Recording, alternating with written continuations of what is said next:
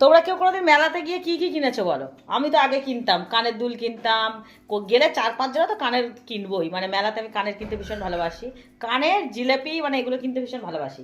আর আজকে কিনে এনেছি ও ছেলের জন্য নিয়ে এসেছি মোমো আর হেলমেট। কেউ কিনেছো কোনোদিন মেলাতে গিয়ে হেলমেট?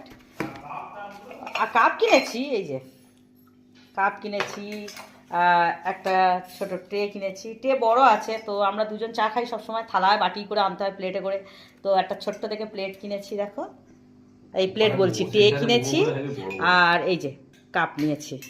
তো কাপগুলো কি সুন্দর ডিজাইন, দেখবে তোমাদেরকে দেখাই, দাঁড়াও দেখো কাপের ডিজাইনটা কি সুন্দর না? খুব পছন্দের। আমার কাপ প্রচুর আছে, কারণ কাপটা আমার ভীষণ পছন্দের। কাপ অনেক দেখো শোকেসে সাজানো আছে।